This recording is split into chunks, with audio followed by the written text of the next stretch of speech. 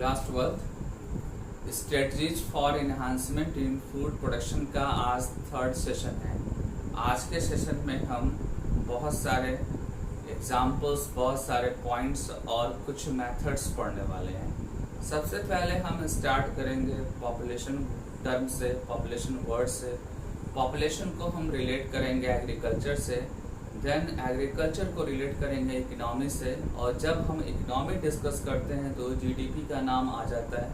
ठीक है, then after हम कुछ एग्जाम्पल्स पे डिस्कस करने वाले हैं। एग्जाम्पल्स जो होंगे वो हाइब्रिड वैरायटी वाले होंगे। हाइब्रिड जो क्रॉप होते हैं जिसमें वीट, राइस, ज्वार, बाजरा के एग्जाम्पल्स आपको मिलेंगे। हाइब्रिड एग्जाम्पल्स सारे होंगे ये। देन आफ्टर आपको एक और टॉपिक मिलेगा जो मेथड के फॉर्म में मिलेगा। वो टॉपिक आपका है डिजीज रेजिस्टेंस प्लांट।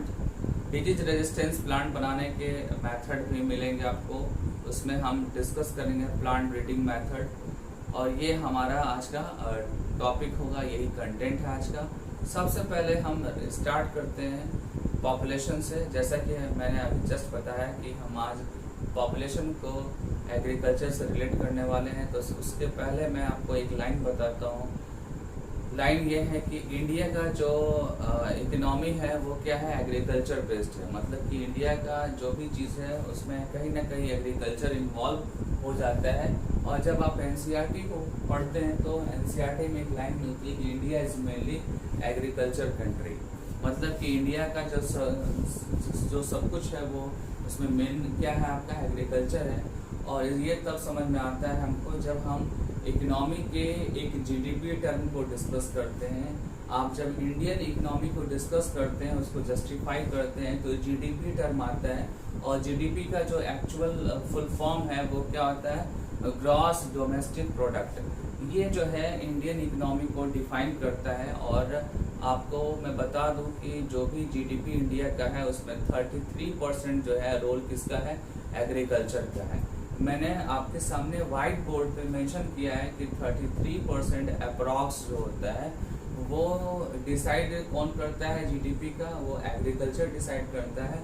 और रिमेनिंग जो 67% है वो 67% जो है इंडिया में होने वाले manufacturing, construction, trade, transport, hospitality, real estate, education, etcetera. बहुत सारे ऐसे और भी बहुत सारे ऐसे फील्ड हैं जिस पे हमारा जीडीपी डिपेंड करता है। लेकिन ये पूरा का पूरा 67% में ये आएगा। लेकिन जो आपका 33% है ये वाली एग्रीकल्चर से इसका रिलेशन है।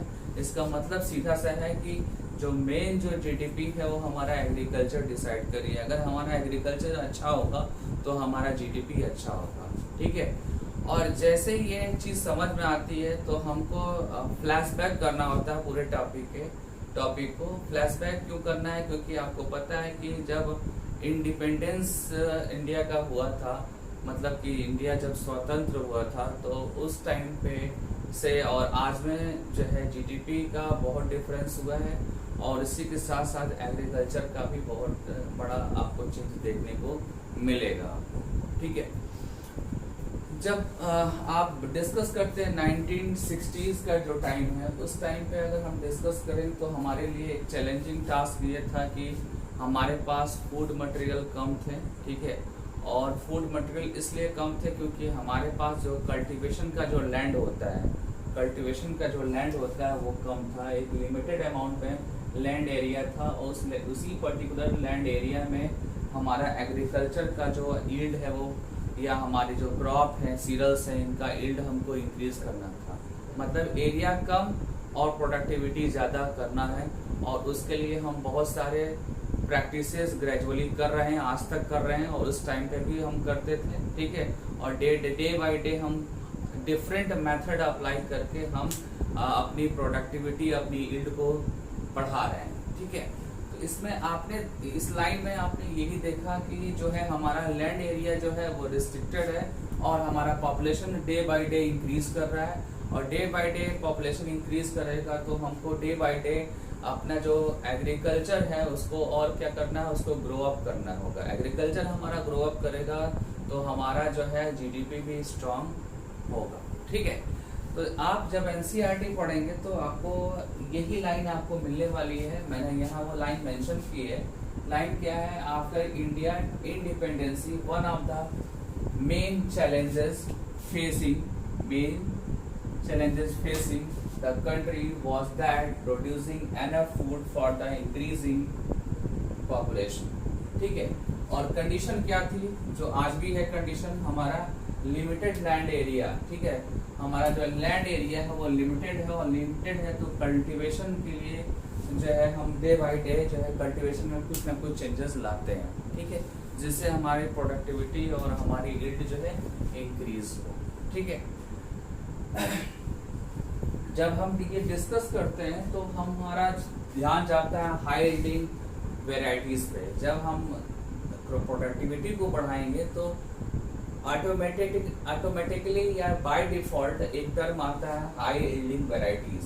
ठीक है, मतलब कि हम अपनी प्रॉब्लम को कैसे ओवरकम करने वाले हैं।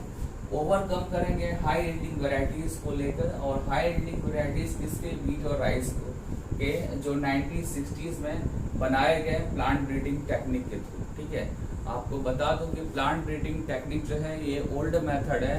ठीक है, मतलब इसके कई वर्जन हैं। जो हमारा ओल्ड वर्जन था उस वर्जन को, उस फॉर्मेट को हम अप्लाई करके 1960s में जो है बहुत सारे व्हीट और राइस के जो है हाई यील्डिंग वैरायटीज बनाए। ठीक है, और उससे बेनिफिट क्या मिला? उससे बेनिफिट ये मिला कि हमारा जो प्रोडक्शन था, फूड प्रोडक्शन, वो इंक्रीज हो गया, और फूड प्रोडक्शन इंक्रीज हुआ तो हमारा ग्रीन रेवोल्यूशन का मोटिव पूरा हो गया। जो ग्रीन रेवोल्यूशन का मोटिव था, ऑब्जेक्टिव था, एम था, वो इस हाई यील्डिंग वैरायटीज से सॉल्व होता हुआ दिखा। और आप ये भी बोल सकते हैं, आप बता सकते हैं कि ये हाई यील्डिंग वैरायटीज के पीछे जो है मेथड है वो कौन सा मेथड है?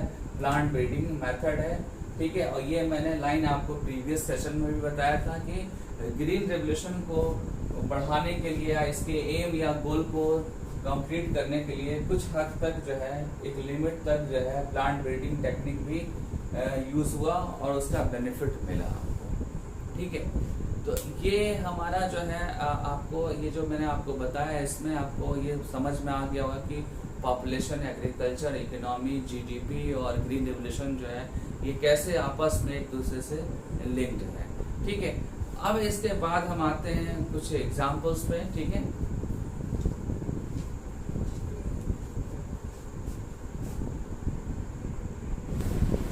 आज के सेशन का जो नेक्स्ट टॉपिक है वो एग्जाम्पल बेस्ड है। उस एग्जाम्पल को बताने से पहले आपको बताऊं कि व्हीट और राइस जो है मैं 1960 से लेकर 2000 के बीच में प्रोडक्टिविटी में एक बड़ा डिफरेंस दिखा। ठीक है, जैसा कि एनसीईआरटी मेंशन कर रहा है कि 1960 to 2000 जो पीरियड था, इस ड्यूरेशन में व्हीट और राइस के प्रोडक्टिविटी में एक बड़ा डिफरेंस देखने को मिला। डिफरेंस क्या था? 1960 के टाइम पे व्हीट का जो प्रोडक्टिविटी थी वो 11 मिलियन टन थी, बट 2000 में वो इंक्रीज होकर 75 मिलियन टन में कन्वर्ट हो गया। ठीक है, देन आप अगर राइस की बात करते हैं तो राइस 1960 में था 35 मिलियन टन, बट 2000 में 89.5 मिलियन टन में ये कन्वर्ट हुआ, मतलब इंक्रीज हो गया। ठीक है, ये जो व्हीट और राइस का जो प्रोडक्टिविटी इंक्रीज कर रहा है, इतने मिलियंस आपको दिख रहा है जो डाटा एनसीईआरटी में, वो उसके पीछे रिस्पॉन्सिबल क्या है? वो कौन सी चीज़ है जो इसके पीछे जो है इसके बैक साइड में है? तो वो एक्चुअली क्या है? वो प्लांट की वैरायटीज है। जो प्लांट है, जो क्रॉप है, वो क्रॉप और प्लांट्स में ही वो क्वालिटी है जिसके वजह से प्रोडक्टिविटी इंक्रीज हो रही है। तो वो कौन सा प्लांट है? तो मैं आपको बताऊं कि सेमी ड्वार्फ वैरायटीज है राइस की और व्हीट की। सेमी ड्वार्फ जो वैरायटीज होती है यही रिस्पॉन्सिबल है प्रोडक्टिविटी बढ़ाने के लिए। ठीक है, आपको मैं बता दूं कि सबसे पहले जो है व्हीट का सेमी ड्वार्फ वैरायटीज बनाया गया, और ये बनाया कहाँ गया था? मैक्सिको में बनाया गया था। किसने बनाया था? तो नॉर्मन ई बोरलैंग ने बनाया था। नॉर्मन ई बोरलैंग एक नोबेल प्राइज विनर थे, और इन्होंने मैक्सिको के एक इंस्टीट्यूट में ये वीट का एक सेमी ड्वार्फ वैरायटी बना है। वीट का semi dwarf variety develop by the normal E Borland, ठीक है। और इंस्टीट्यूट कौन सा था जहाँ पे बनाया? वो इंस्टीट्यूट था international centre for wheat and मेज इम्प्रूवमेंट इन मैक्सिको। ये आपको लर्न करना होगा लाइन, ये एनसीईआरटी का लाइन है। और क्या बनाया था? सेमी ड्वार्फ वीट बनाया था, डेवलप किया था, ठीक है। ये आपको लाइनें लर्न करनी है। अब आते हैं एग्जाम्पल्स पे जो हम पहले बताने वाले थे आपको। एग्जाम्पल में सबसे पहले डिस्कस करेंगे वीट, देन डिस्कस करेंगे राइस, फिर आगे और भी एग्जाम्पल आपको मिलेंगे। तो सबसे पहले चलते हैं वीट की बात करते हैं। वीट जो है 1963 में वीट की जो है इम्प्रूव वैरायटी बनाई गई, जो सेमी ड्वार्फ वैरायटी है। वो क्या है? सेमी ड्वार्फ है। और उसमें उस सेमी ड्वार्फ में जो फेमस जो था वो था सोनालिका। कौन सा था? सोनालिका और कल्याण सोना। कल्याण सोना ये दो सेमी ड्वार्फ वैरायटीज थे जिसकी ईल्ड क्या थी? ज़्यादा थी, हाई ईल्ड थी। और ये जो है डिजीज रेजिस्टेंस भी थे। सोनालिका और कल्याण सोना डिजीज रेजिस्टेंस भी थे प्लांट के, और ये इनकी ईल्ड भी हाई थी। और जब ऐसा देखा गया तो इसको इंडिया में भी लगाया गया, इसको इंडिया में भी ग्रो कराया गया। इंडिया में जो बेल्ट जो है वीट ग्रोइंग एरिया थे वहाँ पे इनको लगाया गया, लाइक पंजाब, आपका मध्य प्रदेश, उत्तर प्रदेश, वहाँ पे इसको लगाया गया और वहाँ पे इसकी ग्रोथ अच्छी दिखे है, ठीक है ना। ये आपका वीट का पोर्शन हो गया, वीट का एग्जाम्पल हो गया। इसमें मेन जो आपको लर्न करना है सोनालिका और कल्याण सोना, ठीक है। और इसके अलावा भी बहुत सारे वैरायटीज बनाए गए 1963 में, ठीक है। ये कौन से वैरायटी थे? सेमी ड्वार्फ वैरायटीज थे, ठीक है। इनका बेनिफिट क्या मिला? हाई ईल्ड दे रहे थे ये, और ये डिजीज रेजिस्टेंस थे।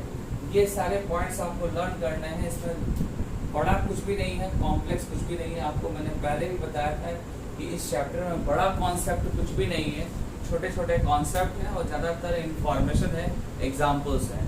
तो आपको उस इंफॉर्मेशन और एग्जाम्पल्स को लर्न करना होगा, ये आपकी रिस्पॉन्सिबिलिटी है, ठीक है। और एग्ज़ाम्स, यूनिट टेस्ट वगैरह हो ही रहे हैं, ठीक है। नीट के एग्ज़ाम भी हो रहे हैं, होने वाले हैं। और इन सारे एग्ज़ाम्स में ये सारे एग्जाम्पल्स आपको मिलेंगे, जितने भी नेम अंडरलाइन मैंने किया है यहाँ पे, जितने भी टर्म, लाइनें, इंफॉर्मेशन जो भी अंडरलाइन किया है वो सारे के सारे इम्पॉर्टेंट हैं। अब आते हैं राइस पे। तो राइस में बता दूं मैं कि राइस जो है, राइस में भी एक सेमी ड्वार्फ राइस बनाया गया। और ये एक्चुअली क्या था? डेरिवेटिव था। किसका डेरिवेटिव था? दो डिफरेंट टाइप के राइस के डेरिवेटिव थे, जो मैंने यहाँ पे व्हाइट बोर्ड पे मेंशन कर रखा है। सबसे पहले एनसीईआरटी ये बोल रहा है कि एक फिलीपींस में एक इंस्टीट्यूट है IRRI, ठीक है, developed eight international rice research institute, ठीक है। इंटरनेशनल राइस रिसर्च इंस्टीट्यूट है ये। इंस्टीट्यूट में कहाँ पे इसका लोकेशन बताया है? फिलीपींस में। और इस इंस्टीट्यूट में एक वैरायटी थी राइस की IR8, ठीक है।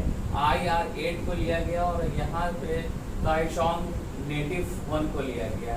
ये दो डिफरेंट टाइप के राइस हैं, ये दो डिफरेंट टाइप के राइस हैं। और इन दोनों राइस को क्या किया गया? इनका हाइब्रिडाइजेशन कराया गया, और हाइब्रिडाइजेशन करा के एक सेमी ड्वार्फ राइस बनाया गया और उसको इंट्रोड्यूस किया गया 1966 में किया गया इंट्रोड्यूस, ठीक है। और बाद में उसमें और भी चेंजेस लाए गए वैरायटीज़ में, better yielding semi dwarf variety. और उसमें स्पेशली जो नाम है वो क्या है? आपका जया और रत्ना। ये आपको लर्न करना होगा। जया और रत्ना जो है ये सेमी ड्वार्फ राइस के और भी ज़्यादा एडवांस वर्जन है, जो इंडिया में डेवलप किए गए और इंडिया में इनको ग्रो कराया गया, ठीक है। ये वाला पोर्शन आपको अच्छे से लर्न करना है वीट और राइस का, ठीक है। इसके बाद हम पढ़ेंगे शुगर केन को लेकर, देन मिलेट्स को भी पढ़ने वाले हैं, ठीक है। वीट और राइस के बाद जो है हम शुगर केन के एग्जाम्पल्स पे आते हैं। शुगर केन का स्टोरी थोड़ा और इंटरेस्टिंग है। एक्चुअली में शुगर केन की भी बहुत सारे हाइब्रिड वैरायटीज़ बनाई गई, ठीक है। उसमें से जो एनसीईआरटी में डिस्कशन है उसको मैं डिटेल करने जा रहा हूँ। एनसीईआरटी में जो है दो स्पीसीज़ हैं, सैक्रम बारबेरी और सैक्रम ऑप्सेनेरियम, ठीक है। ये 2 स्पीसीज़ हैं और दोनों स्पीसीज़ का जो लोकेशन है, इसका जो नेटिव प्लेस है वो क्या है, डिफरेंट है। जो बारबेरी है ये नॉर्थ इंडिया में ग्रो करता है और ये जो ऑप्सेनेरियम है ये आपका साउथ इंडिया में ग्रो करता है। दोनों में डिफरेंट प्रॉपर्टीज़ हैं। प्रॉपर्टीज़ में जैसे कि यहाँ पे देखिए आप कि इस टाइप के स्पीसीज़ में जो है पुअर शुगर कंटेंट है और ईल्ड जो है इसकी कम है, ठीक है। ईल्ड भी कम है और शुगर कंटेंट भी कम है और ये नॉर्थ इंडिया में होता है, ठीक है। दैट मीन्स कि नॉर्थ इंडिया का जो शुगर केन होगा उसमें इम्प्रूवमेंट की रिक्वायरमेंट है, इम्प्रूवमेंट की रिक्वायरमेंट्स है। और जो साउथ इंडिया में आपका जो शुगर केन की वैरायटी है सैक्रम ऑप्सेरियम, ये जो वैरायटी है ये क्या है, इसकी जो स्टेम होते हैं वो थिक भी होते हैं, ठीक है। इसमें शुगर कंटेंट भी हाई होता है, तो बेटर तो यही होगा, ठीक है। इससे और इसको आपस में कंपेयर करेंगे तो कंटेंट वाइज या प्रॉपर्टीज़ वाइज ये अच्छा होगा, ठीक है। और ये अगर प्रॉपर्टीज़ अगर इसके अंदर आ जाए तो एक अच्छा प्लांट बनेगा, ठीक है, जिसको हम हाइब्रिड प्लांट बोलेंगे, हाइब्रिड वैरायटीज़ बोलेंगे। और ये जो हाइब्रिड वैरायटीज़ बना वो नॉर्थ इंडिया में ईजिली ग्रो कर गया और नॉर्थ इंडिया में भी हाई ईल्ड वाले, थिक स्टेम वाले, हाई शुगर वाले भी शुगर केन बनना स्टार्ट हो गया। तो ये शुगर केन का एग्जाम्पल है, इसमें कुछ भी टफ नहीं था, बस आपको याद रखना होगा कि इसमें कौन कहाँ पे प्रेजेंट है, कौन सी स्पीसीज है शुगर केन का, ये लर्न करना होगा। किस स्पीसीज में क्या डिमेरिट है और क्या किस स्पीसीज में क्या मेरिट है, दोनों का मेरिट और डिमेरिट हमको कंबाइन करके एक नया प्लांट बनाना है जो नॉर्थ इंडिया में ग्रो कर सके, ठीक है। तो ये आपका शुगर केन फिनिश हो गया। शुगर केन के बाद से एक छोटा सा पॉइंट और है आपका मिलेट्स के बारे में। मिलेट्स एक्चुअली में होते क्या हैं, ज्वार, मेज़, बाजरा, ये मिलेट्स है और इसमें भी हाइब्रिड जो है वैरायटीज़ बनाए गए। वो हाइब्रिड वैरायटीज़ जो है वो हाई ईल्ड वाले थे और साथ ही साथ वो वाटर के स्ट्रेस कंडीशन में, मतलब वाटर की डिफिशियंसी में भी वो ग्रो करने वाले थे, रेजिस्टेंट वैरायटी के थे वो, ठीक है। तो ये आपके एग्जांपल्स हो गए और हमको इस शुगर केन मिलेट्स के एग्जांपल्स के बाद अब जो नेक्स्ट जो टॉपिक है वो ये है कि disease resistance plant breeding technique के थ्रू कैसे बनाएंगे, ठीक है। इस टेक्निक का डिटेल करने से पहले आपको बताऊं कि डिजीज जब होता है किसी भी क्रॉप में या किसी भी सीरियल्स प्लांट्स में तो क्या होता है एक्चुअली में, जब डिजीज होता है तो अप्रॉक्स 20 से 30% जो है मिनिमम लॉस हो जाता है प्रोडक्टिविटी का। और कभी कभी ऐसा होता है समटाइम्स 100% लॉस हो जाता है और 100% लॉस तो मतलब जीरो हुआ, ठीक है। और अगर आप if we are considering 20 to 30% loss, तो ये भी एक बिग लॉस है, एक बड़ा लॉस है और लॉस होना नहीं चाहिए, क्योंकि हमारे जो फार्मर हैं वो बहुत सारा एफर्ट लगाते हैं हर तरीके से, फिजिकल इकोनॉमिकली एफर्ट लगाकर और ये क्रॉप ग्रो कराते हैं, तो लॉस नहीं होना चाहिए। ये हम कोशिश करेंगे और डे बाय डे हम ग्रेजुअली इस पर हम वर्क कर रहे हैं कि हमारा लॉस कम हो, ठीक है। तो लॉस कम होने के लिए क्या होना चाहिए, आपको प्लांट पे स्टडी होना चाहिए, प्लांट का जो जेनेटिक कंस्टिट्यूएंट्स है उसका आइडिया होना चाहिए, आपको पैथोजेंस का आइडिया होना चाहिए, पैथोजेंस का जो इन्फेक्शन का मोड है, मोड ऑफ ट्रांसमिशन, उसका भी आइडिया होना चाहिए। जब ये सब कुछ आइडिया होगा तब उसके अकॉर्डिंग आप सोल्यूशन सर्च करके और अपने लॉस को बचा सकते हैं, अपने लॉस को बचा सकते हैं, ठीक है। तो ये मैंने एक तरीके से आउटलाइन तैयार कर दिया इस टॉपिक का, जिससे ये समझ में आए कि जब हम क्रॉप को लगाएंगे तो हम अच्छे क्रॉप को लगाएं जिसपे पैथोजेंस का इन्फेक्शन कम हो, जिसपे किसी भी तरह के स्ट्रेसेस का इफेक्ट कम पड़े, और ऐसा होगा तो हमारी प्रोडक्टिविटी अच्छी होगी, ठीक है। वैसे अब आते हैं एनसीईआरटी के अकॉर्डिंग। एनसीईआरटी ये बोल रहा है कि बहुत सारे ऐसे हमारे प्लांट हैं, होस्ट प्लांट हैं। होस्ट प्लांट इसलिए बोल रहा है एनसीईआरटी क्योंकि उस होस्ट पे पैथोजन से इन्फेक्शन करने वाले हैं, सो दैट वो प्लांट होस्ट ही होगा पैथोजन के लिए। और वो होस्ट प्लांट एक्चुअली में मेनली कहाँ पे डिस्कशन कर रहा है, किस एरिया की बात कर रहा है, ट्रॉपिकल क्लाइमेट्स एरिया। इंडिया में जो भी ट्रॉपिकल क्लाइमेट्स एरिया है वहाँ पे क्या होता है पैथोजेंस की वजह से बहुत बड़ा लॉस हो जाता है, ठीक है। और पैथोजेंस हैं कौन कौन से? फंगस है, बैक्टीरिया है और वायरस है। ये आपके पैथोजेंस है, मतलब कि पॉजिटिव एजेंट्स हैं। ये पॉजिटिव एजेंट्स का जो होस्ट बॉडी है वो एक प्लांट है, और स्पेशली कहाँ का प्लांट है? ये ट्रॉपिकल एरिया का है। और ये क्या करता है? इन्फेक्शन कॉज करता है, और इन्फेक्शन कॉज करने के बाद इस प्लांट की जो प्रोडक्टिविटी को लॉस करेगा, ठीक है। तो करना क्या है? हम डे बाय डे बहुत सारे प्रैक्टिसेस कर रहे हैं, ठीक है। प्रैक्टिसेस करके हम अपना प्रॉब्लम सॉल्व करने की कोशिश करते हैं। उसमें इनिशियल लेवल पे जो प्रैक्टिसेस चल रहे थे अभी तक भी चल रहे हैं। जैसे कि बहुत सारे फार्मर्स होते हैं फंगिसाइड, बैक्टीरियोसाइड्स या अदर बहुत सारे केमिकल्स यूज़ करके वो पैथोजेंस को मारना चाहते हैं, ठीक है। पैथोजेंस को मारकर और फिर क्या करेंगे? अपने यील्ड को मेंटेन करेंगे, अपने क्रॉप की यील्ड को मेंटेन करेंगे। लेकिन आपको पता होना चाहिए कि जो फंगिसाइड्स होते हैं या बैक्टीरियोसाइड्स होते हैं या अदर केमिकल्स जो होते हैं वो हार्मफुल होते हैं हेल्थ के लिए हमारे।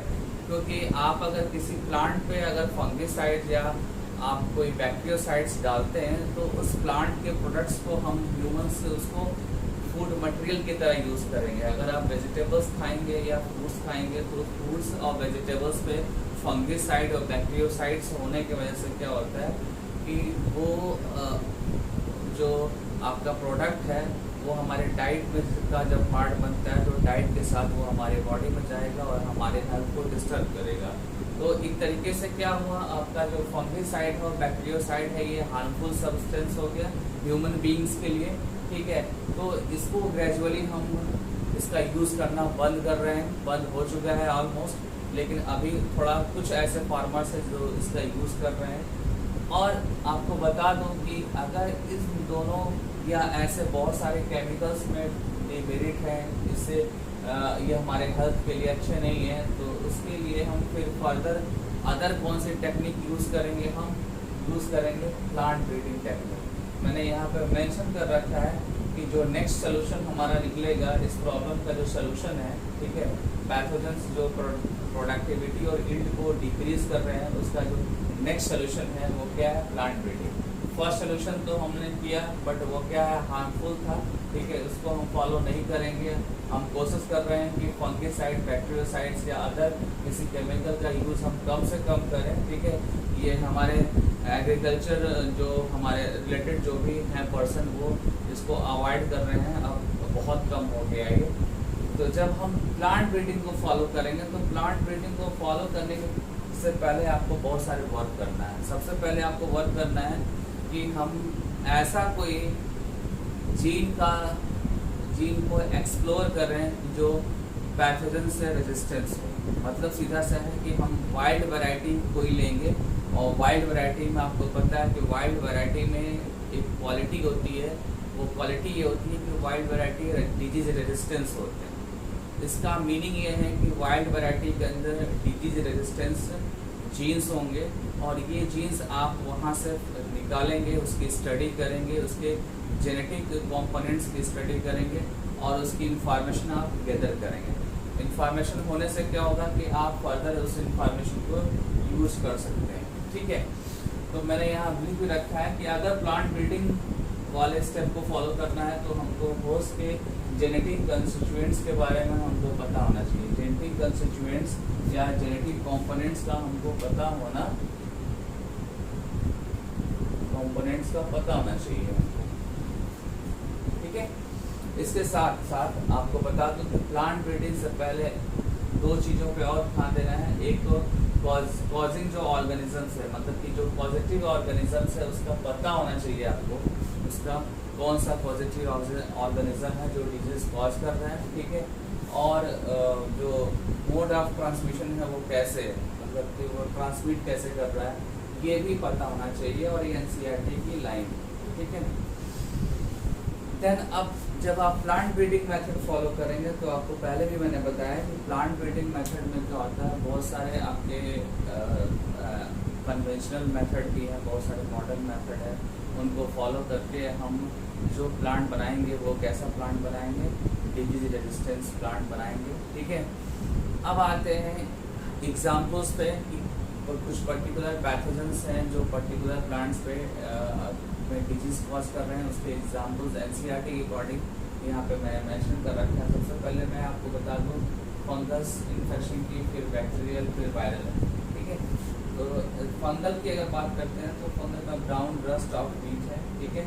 फिर देन आपका red rot of sugar cane है, देन आपका लेट ब्लाइट ऑफ पोटैटो। ये आपको फंगल रस्ट के बारे में आपकी इंफॉर्मेशन हो गई। फिर बैक्टीरियल इंफॉर्मेशन में क्या, ब्लैक रॉट ऑफ क्रूसीफर्स, और वायरल में आपका टोबैको मोज़ेक, टर्निप मोज़ेक। ये 2 एग्जाम्पल्स वायरल में हो गए। ये एग्जाम्पल एनसीईआरटी के हैं, इसको एज इट इज़ आपको लर्न करना है।